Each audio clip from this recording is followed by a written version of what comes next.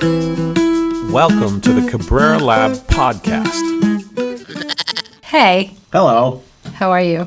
I'm awesome. Awesome is good. Wearing my Cornell stuff because we're ECAC hockey Yep. quarterfinals tonight. If we win tonight, We go to Placid. we go to Lake Placid, ECAC finals, Yeah. So now semifinals, and then finals. I'm a so bad fan. Tonight's a big, you didn't tell me. I Tonight's would have worn big. my Cornell stuff. yeah. So it's Let's Go Red. Everyone out there, I'm hoping when you're listening to this, we're heading to Placid. All right. So this is a rare moment. I have kind of a squishy idea of what I think we should talk about today, or what I'd like to talk about today. And the reasons it's a little squishy, which actually will be part of the podcast itself, is it's kind of one of those things. It's a ball of emotional stuff and rational stuff, and it requires sort of the balance of EI and just basic, Emotional intelligence. well, emotional intelligence. But it's more around how do we acknowledge both emotional intelligence and just sort of intellectual analytical skills to really deal with some of the things that I'm seeing or that we're seeing. Yeah. And one of the reasons I'm asking you is because I've said this to you many times is that you have this balance, a unique balance. I think you're as emotionally intelligent as you are intelligent. Oh, And I thank think you. where I'm intelligent and I'm also emotionally intelligent, but there's a little bit of a scale tipping on one way. So here's what I was thinking. I think people are struggling to make sense of things. Yeah. And I think part of that struggle comes from there are emotional responses to things that they're trying to really think about and understand. You know, whether it's in the world, whether it's politics, whether it's their own situations in life. There's just I just feel like there's a lot of struggle. And Yeah. I would like to tell people how to deal with that. You know, or give them a footing at least. Make it a fair fight. Yeah. I think there's a couple things. One is it's very important to do both. You know, the emotional aspect and the whatever you want to call the other side, the cognitive, prefrontal cortex. You know, the analytical. These things mean different things in different realms. So I'm sure somebody will criticize that my uses, but you know, the sort of more cognitive and more emotional. Yes. And I think for a lot of folks, some folks can have emotional intelligence and also cognitive or analytical kinds of intelligence. And yet those things get conflated when they have high emotion. Yes. Right? Yes. And it becomes like a ball of twine that's hard to like separate. So, so there's the two parts of the barbell, but there's also the relationship. And if the relationship between them gets conflated, that's also can be problematic. But I also think, do that with your hands again. I think it's when it's like this. Yeah, that's when it's hard. People, I get the sense that people are feeling overwhelmed. Yep. They don't know how to pull it apart. Yep. They're having feelings, they're having thoughts, and it's just like a big mess in their head. Yeah, so like as a climber, I think of it like we often will get like a spaghetti mess of ropes. Yeah. And you've got you've sort of spent a lot of time untangling ropes and things, and the ropes are kind of colorful, you know. So like I have almost a pinkish rope and then a bluish rope, or you know, a reddish rope or something like that. So imagine these two colored ropes that are just completely entangled, and it's a mess. And you sort of have to like understand, especially if they're the same color rope, it makes it harder, right? Yeah.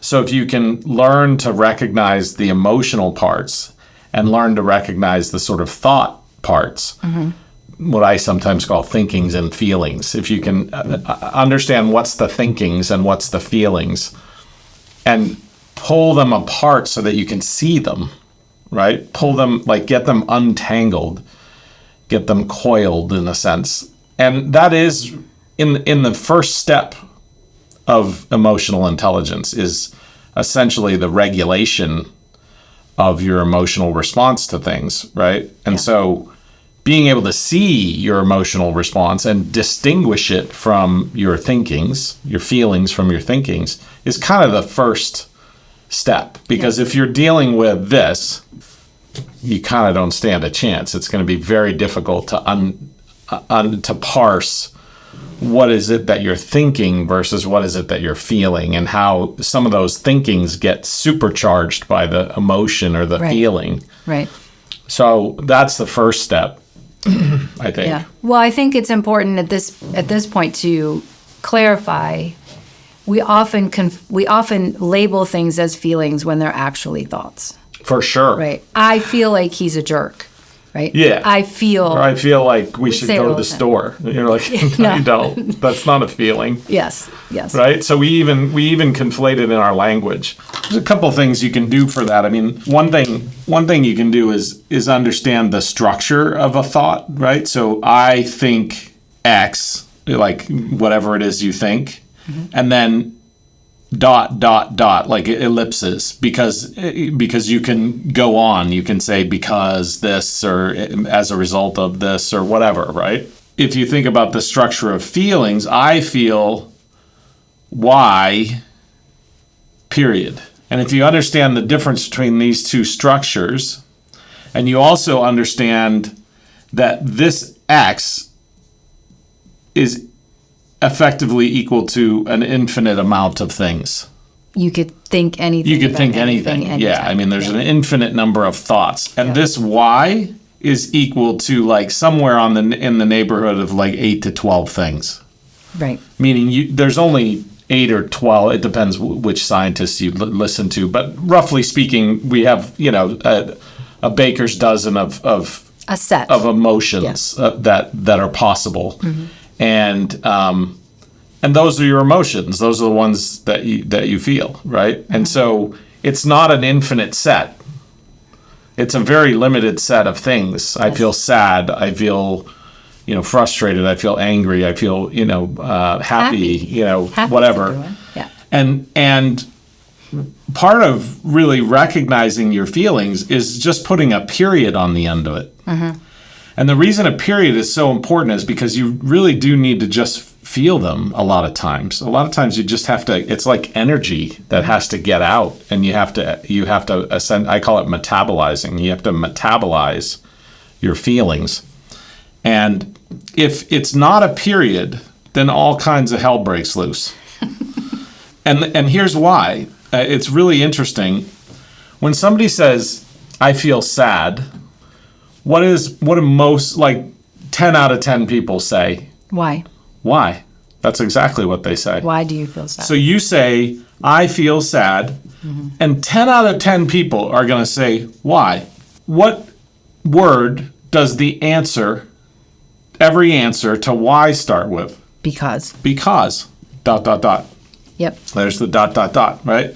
And because is the existence of a cause. Yes. And so what you're saying, what you're trying to do when we say why, what you're implicitly doing, and unbeknownst to most people, I think most people, if they realize they're doing this, wouldn't do it. They're not doing it like with bad intention. They're actually doing it with good intention, to be loving. Well, but they're making a critical mistake, which is they're causing a person that is in the midst of feeling sad to go to their analytical thinking space, because causality is about, the analytics of it. Why are you feeling sad? Right.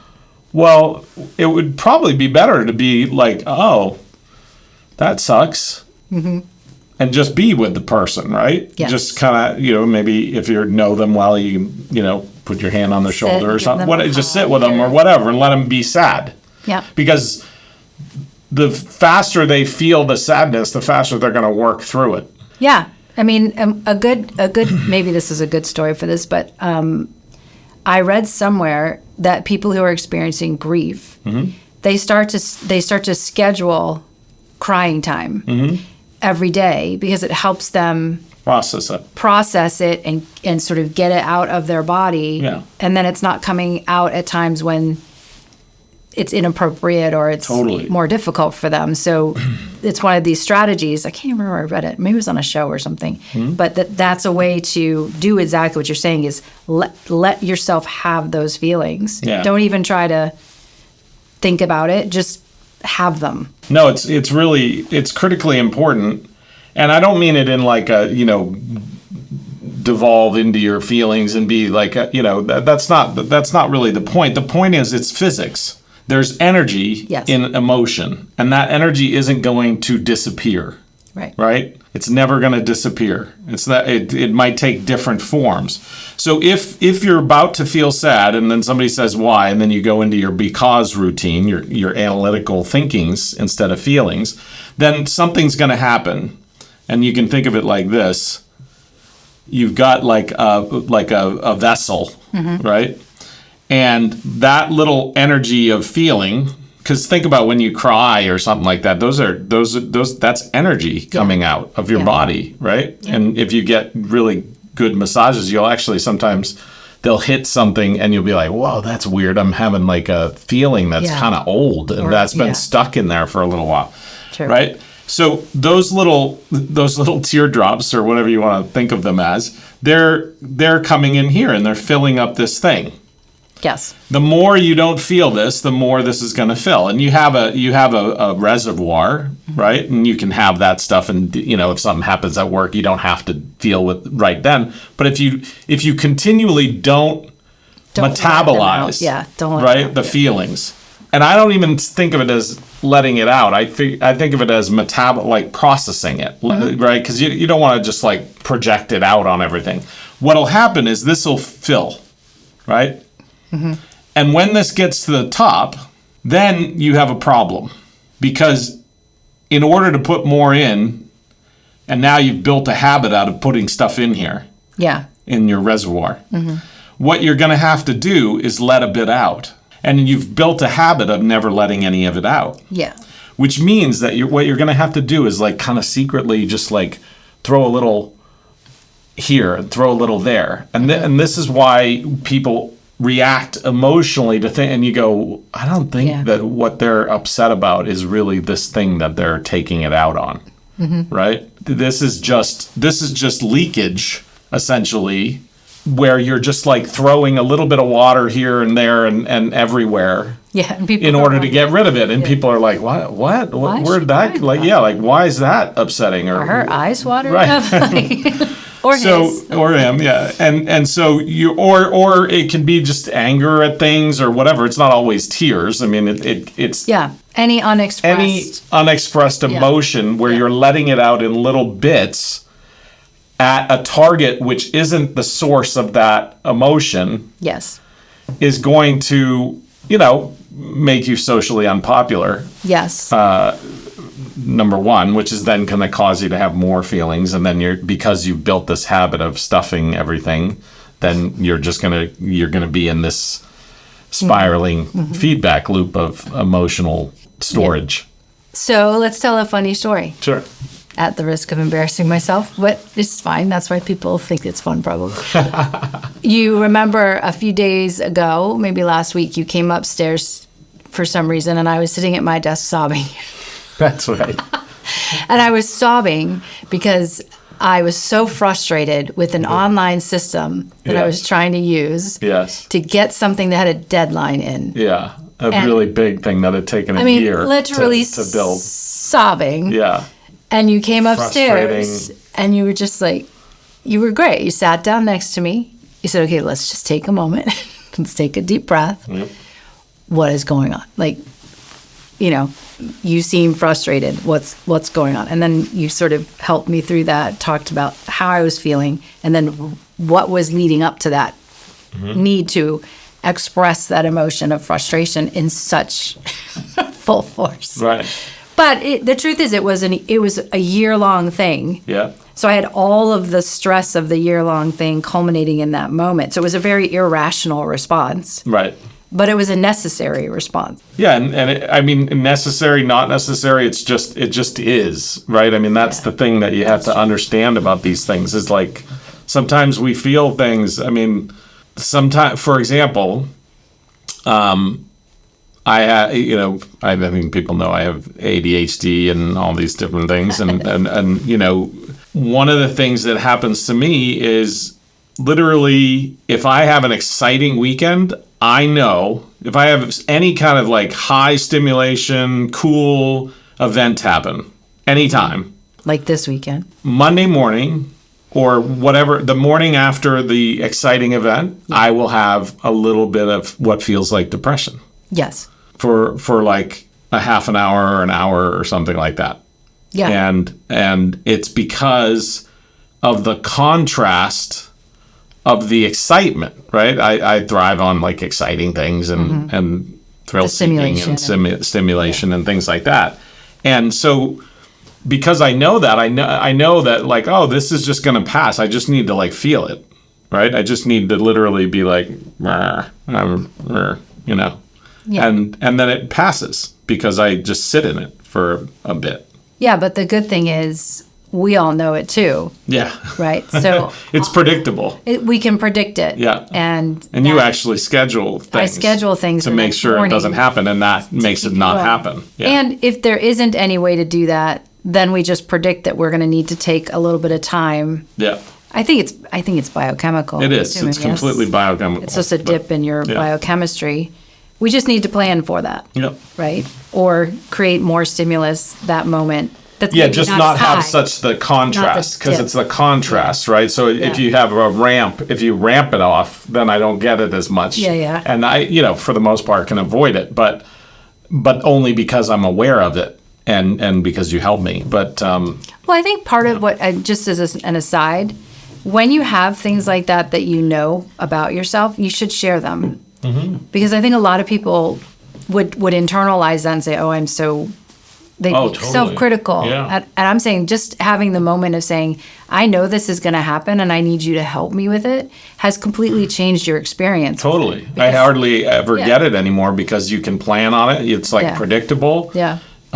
We know it's going to happen. And if it does happen and because of some snafu in scheduling or something where I do have this contrasting experience, then I just know like, oh, this will be gone in like, a little bit. Well, and also there's no judgment, self-judgment and no judgment by others because it's just... And that's why it's so critical to have a period. It's like I feel sad, period. I feel happy, period. Like I don't need to explain it. I don't need to judge it. I don't need to just whatever, just like metabolize it. Yeah. I feel angry. I feel whatever. You've got to metabolize it. It is energy. And it's not going to disappear. So if you think it disappeared, you're doing this. Yeah, and it's going to come out eventually. Right. So if you have anger and you go, hit a piece of wood with a hammer, or you go, kickbox or whatever, or just get a workout in or something, then that energy can be metabolized. Or you can scream into a pillow. Or whatever. But it's not going to go away without that. Right. Without something, and you choose the way that you deal with it. But this alternative is not a good alternative, because this alternative means that eventually it's going to fill, and then you're going to need to release, like a pressure cooker, release a little bit here and a little bit there and a little bit there in inconvenient and unrelated situations. Yeah. And you're not going to win friends and influence people with that. So sitting in your office on a Tuesday afternoon, sobbing at the frustration of a interface with a. Well, I think the first thing I did is get you crackers and cheese because you hadn't eaten all day. You put your hand on my shoulder. You told me to take a breath. You brought me food. You brought me water, and you just said, and it took a minute. Yeah. So once I sort of got calm. Breathing is good. You said, what is the situation? Yeah. And then we walked through it, and then you sat with me for a while and helped me finish it. So you said we need the period here. So you need the period. You need to, like you said in the beginning, whether it's in language or in your mental models, don't conflate these two things. They're very different. And one of the best ways to understand them is to understand this is a finite set of things. Yeah. And this is an infinite set of things, right? This is a ... You could go on and on and on. And this is a period. And try to avoid doing the why thing with folks. That's hard. Yeah, that's hard. It's really hard. It's so hard. natural to be like, oh, you feel sad? Why? Why do you feel sad? Mm-hmm. But it just takes the person out of where they're at, right? Yeah, you know, the way I trained myself to stop doing this is I made it about the kids. Yeah. And I said to myself, I don't want my kids You don't want to teach them. to be taught to stuff and over-rationalize their feelings. Because they're like little minor birds. Kids are, I mean, evolution has created us as little copycats, right? Yeah. And so they're not going to listen to what you say. They're gonna mimic what you do. Yes. So sometimes you can use your kids. Your kids are a great way to become like self-actualized, because they're the one thing you love more than anything. Yourself or anything or whatever, and you don't want to mess them up. Inevitably, they always end up somehow getting messed up by you. I think because the That's kids. terrible. Well, I don't know if I would say that. I would say it differently. I would say, in the true style, I would say we don't want to pass our own shortcomings and bad habits onto our children. We want them to learn from the things that the mistakes we make, and so maybe it's good that I'm sobbing at my desk on a Tuesday because they see me expressing an emotion. Yeah, right? no, I agree. I think my parents were like perfect. You do? Yeah, I honestly can't. I just don't think that way. I don't think like they're at fault for anything. Like they were doing the best they could. They had 5 of us. Like it's on me. Interesting. I just don't think but I think a lot of people do sort of go like, oh, my parents, a lot of parents didn't have a lot of people didn't have have I had great parents. Like, I didn't have parents. Yeah, you had a great mom. My mom, perfection, love her. And it's almost her birthday. Happy birthday, Mom. Yeah. Other side, not so good. No, not so much. So back to the kind of the original point is, I think, especially in this like hyper supercharged environment and world we're living in, and I think it doesn't matter who you are, there is stuff that is going to be initially, your first reaction is going to be upsetting. You're going to be upset in some way or triggered or whatever, Meaning you're going to have an emotional response. You're going to have some kind of reaction that has some feelings in it. We call this move the Raar Quad, which is the relationships action reaction quad. I named the move after in Shrek, what was his king? Lord Farquaad. Lord Farquaad. Lord Farquaad. Yeah, I thought it sounded like that, Raar Quad. But Raar Quad is a very powerful move, and it basically starts with, you have 2, let's say, people, but it could be any thing, and you're looking at the relationship. So like this might be you and this might be me or something like that. Mm-hmm. And then what you do is you think about the parts of the action and your reaction. So over here you have action and reaction, right? So you have action and reaction. And here you have action and reaction, right? Mm-hmm. And when this person has an action, it's going to go to here. I act and then react. I react, right? And so this could be you and me, or this could be like I'm on social media and I see something and I'm like, what? That's crazy, like, and so you have a reaction to it. So there's an action, the thing exists. I have a reaction to it, right? And then I have an action, and most of the time the reaction immediately goes to an action. And then that reaction, if I'm dealing with another person, maybe I put something on the post or something, or I say something to somebody who said something that I found offensive or whatever. And then you're in the cycle. This episode is sponsored by Training Camp, the ultimate online spot for building the mental fitness that drives personal and professional change and success. At Training Camp, you'll have access to the science and practice of thinking, with personalized thinking assessments, tiered training, and best of all, practice that improves skill. Go to cabreralab.org to learn more. And now, back to the episode. And so what we want to do is, rather than this going directly here, the move is to understand that this is in both of these things are part of you. And you can relate these two things, right? Because DSRP says you can relate anything. Right. So you can relate these two things. And if we can slip this in, so this is looking at this relationship right here, if we can slip in metacognition or awareness Yeah. or introspection, those are all sort of the same thing, or just like a pause, just like literally A moment. a breath, right? Usually we can kind of suss things out so that the action it's a chosen action rather than the same as the reaction. Yes. And just knowing that the action does not have to be the same as the reaction is a big step. Yes. And that comes from this introspection and pause. And that can break the cycle of these volatile cycles. If both of these people are doing that, it can just be action, Yep. action. Yep. Well, if you slow it down, it's action, reaction, metabolize the reaction, To an action. choose the action, so you slow it all down. Yeah. But the problem is it's going real fast. And when the emotions are injected into it, then it gets entangled. And then you're like, well, Yeah, I mean, when you're all emotional about stuff, and to be fair to all of us, yeah. it's crazy right now. And the amount of stuff that is coming at us from everywhere. And not just the stuff. It's not like people are just saying things factually. The things that are being said out in the world are all already loaded with manipulations and emotion.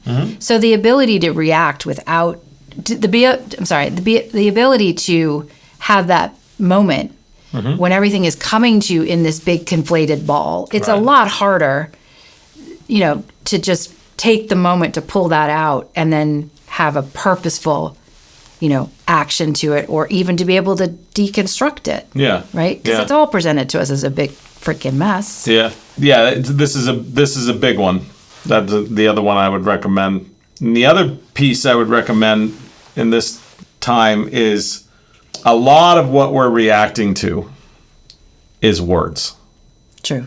And so I would really look at distinguishing between words and behaviors. And it's true that words can be, we call them speech acts, so they are a form of action or a form of behavior. But I would separate whether something is words or behavior or distinguish those two things at the very least. And, there's an old saying, there's a lot of different sayings, right? That words have power. Mm-hmm. Words don't really have power unless you give them power, right? So you're giving the words power over you, and just realizing that you have that agency not to have those words have power. How do you do that? Well, in the old days, we used to say, like, sticks and stones will break my bones, but words will never hurt me, right? That was like, we drilled that was drilled into us as kids, right? And I think there's some truth to that. It's like, for me, you could get right in my face and say whatever you want to say. It doesn't, unless, because what I say is, if you say something, I'm gonna try to validate its truth before you react. Its validity. Yeah. And if it's true, then I should take it as feedback. Mm-hmm. And if it's false, then who cares? And let's say that you mean it to hurt my feelings and it's true. I don't care about your intent.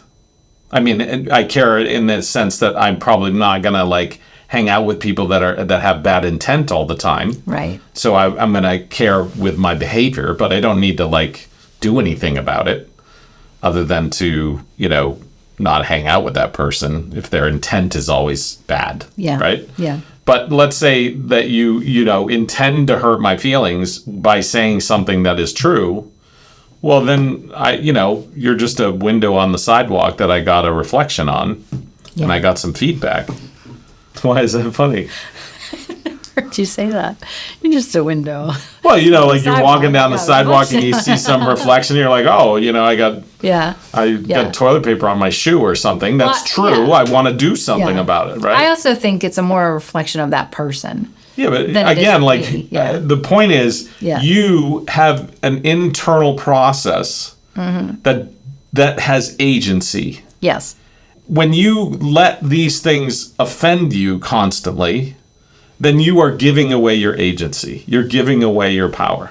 Right. So if you notice that these words are constantly having power with you, that power is coming from somewhere, and it's probably coming from you. You're giving it to those words. You're giving it to that person or to whatever it is that, you know. So, I mean, in a weird sort of way, I just think words are like guttural instances, right? They're just guttural speech sounds, right? Yeah. And so, you know, it's like snuffleupagus. What does that mean? Well, so I'm wondering.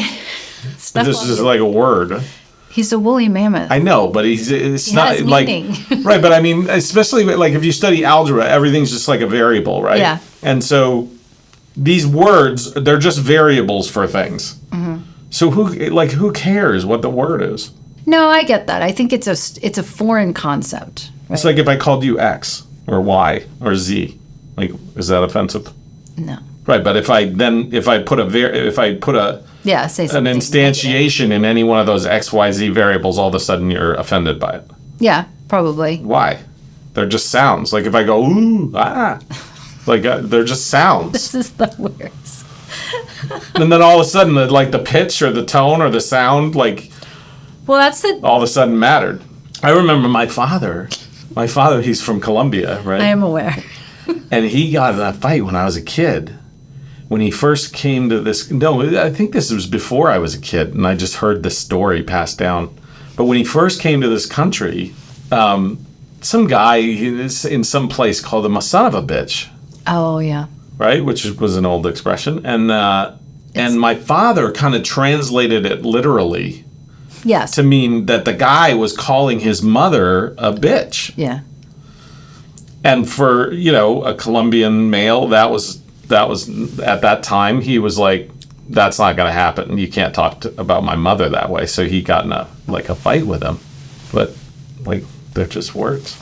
Right, but yes, they are words.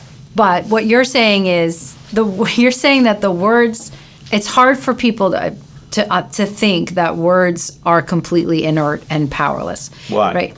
I mean, if he had called them a nerd, like what? I just like it's a sound. Because they're just sounds. No, because the particular words that person said were able to be interpreted as an insult to your grandmother, which your father took seriously. And what you're saying is your father gave those words power because of how he interpreted them. Exactly. Right? I would focus on behavior. If you're constantly going around the world getting upset by words, then no, I agree with that. Then you're giving your power away, and it's not working for you. Well, and you're also reacting unnecessarily to You're things. just going to be reacting to everything because words are cheap. Words are easy. Words are like people can say words easy. You can say all kinds of words. Behavior is difficult. Behavior is expensive. Behavior takes energy, but words are cheap. Well, and behavior is observable and it's real. Observable. It's real. I mean, words are real too, but we're giving them the power.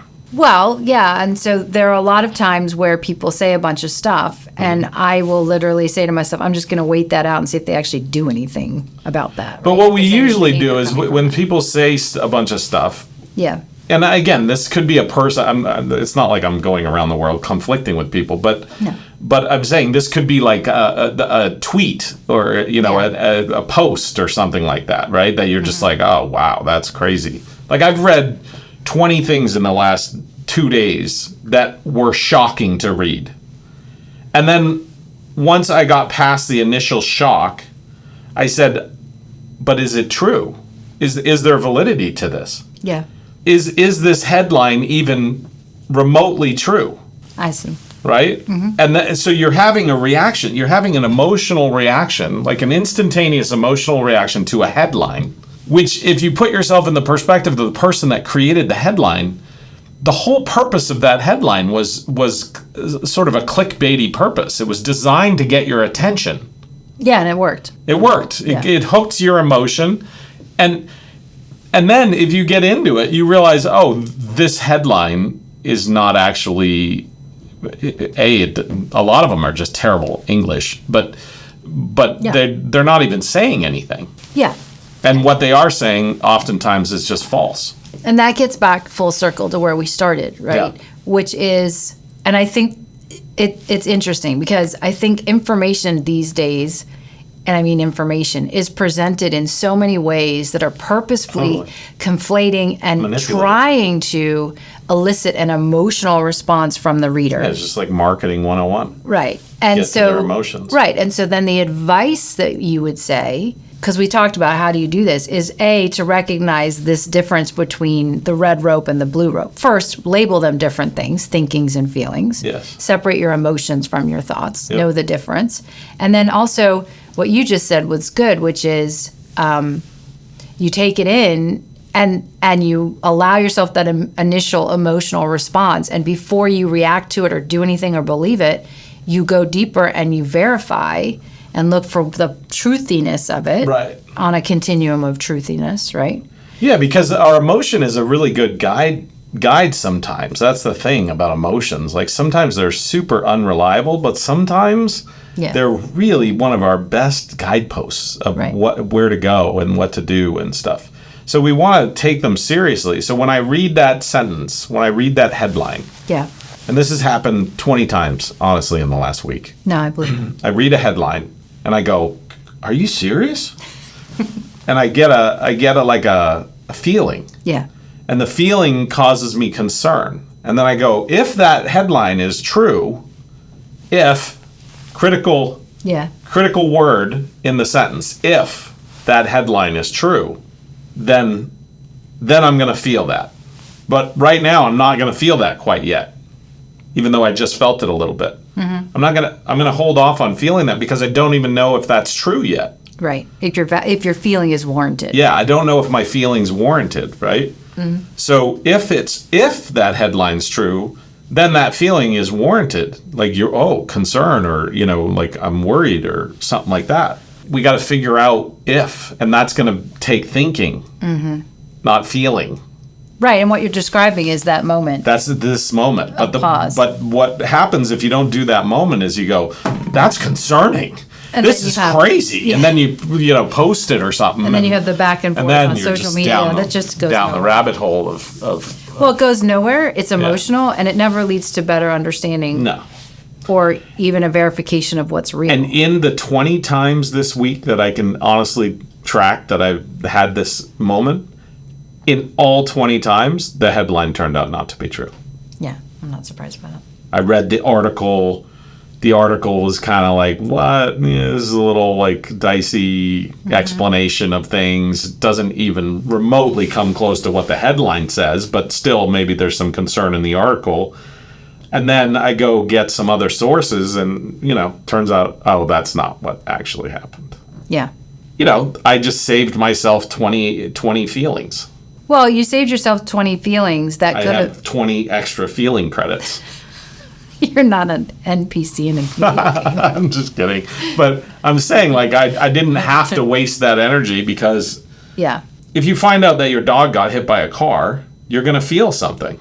Yes. Right? Then you get home and you find out, it wasn't your dog, it was the neighbor's dog. Mm-hmm. Not that I'm like against the neighbor's dog, but I'm saying like all of a sudden you're gonna unfeel that. Yeah. Because the thinking comes in and you're like, my dog just ran up to me and licked me. Mm-hmm. So he's not dead. Right. So you're not going to feel all the things you were feeling. So your thinking and your feeling is very related. So if the headline is true, I'm going to have some emotion associated with that. And that emotion is totally valid because the headline is valid. Yes. But if the headline is not true, why would I waste an emotion on something that's not true? I think it's not just about not wasting an emotion. I think it's also those 20 times that you verified things before you got into an emotional reaction. You also saved yourself 20 moments of reacting. Yes. And engaging and becoming inside of an unnecessarily conflictual interaction, whether it's on social media or with a person, right? So you've taken that moment to pause, and you've actually increased the quality of the communications you do put out into the world. And if you're reacting, then you're out of control. Yes. Period. And you should ask yourself. Yeah, why am I out of control? Yeah. Why am I giving away my power? Why am I giving away my agency? I can act, and I can act quickly, but I don't have to react. Yeah. So I would go through these things. I mean, separate, really understand the difference between feelings and thinkings, and practice getting them distinct. Right? Understand that they're incredibly related. They're gonna feedback on each other and stuff like that. There's always a thinking that's driving a feeling. Right. So separate out those ropes. Words, there's a lot of words, so, put words in their place. Don't give them as much power. Don't give away your power. Yeah. Use Raar Quad to make this critical pause. Yeah. And verify. Verify. Use your thinking to verify things. Before you react. I mean, if you have AI is a pretty good thing to verify, but AI I had a thing today. AI just completely hallucinated, made something up. And I was like, did you just completely make that up? He's like, well, no, it's a hallucination. I'm like, okay. Did you? Yeah, I have a conversation with him about what. Did you honestly just make this up? How do you know it's a he? Well, for me, it is. This is my little AI buddy. And it literally admitted to it. Literally admitted it, and then we got in a conversation about how it makes stuff up, how it hallucinates, and it was like, this is a fascinating conversation. It actually said, this is a fascinating conversation. It's not real. What's not real? The hallucination is real. AI is not real. It is real. Well, it's real, but it's not like a person. It's millions of people. It's a statistical aggregation. Person. Yes. Don't take AI's first answer as for sure. Right. I looked up something the other day about is there a single. We were talking about racism, and I wanted to know if there was something that was said that was racist. And so I said, is there anything that... Oh, you were checking something that they said on the news. Yeah. And it was like, oh, yeah, there's tons. And I'm like, can you give me one? So I went one extra step. Give me I want to hear the direct quote that is racist. And it didn't have any. I was like, okay, well, there's no... Which meant the headline wasn't true. It wasn't true. Right. It was a complete fabrication. Yeah. All right. And interpretation. A lot of these headlines are interpretations. And in science, there's a reason in scientific publications, not necessarily academic ones, but scientific ones, there's a reason why you have findings and then you have discussion. Discussion is about interpretation of those findings, but you separate them. This is what we found, just the facts. Yeah. This is our interpretation of it. Well, your interpretation's pretty different than the findings. And other people could interpret the findings differently. Well, somehow in journalism, we've lost that distinction. And so the findings and the facts and the interpretation have gotten conflated. This is why distinction making is so important, because of all these conflations. Yeah. Right? And if we read an article that is mostly interpretation and very little findings, well, then you're reading somebody's opinion. But you're reading an op-ed. Yeah, it's also why the news isn't news. Yeah. The news is just bullshit these days. It is bullshit. And there's no valid source of actual news. No, you just got to get it from lots of different places. And even that. And even that's hard. But you got to, Yeah. It's like, don't trust and verify. I like that. That's where you should end. Don't trust but verify. That's good. I like it. So there you have it. That's how you handle it all. Yeah. Life's too short to be getting like constantly upset at what people say. True. Don't trust but verify. Don't trust but verify. That's where it's got to end. That's a good one. Right there. That's a wrap.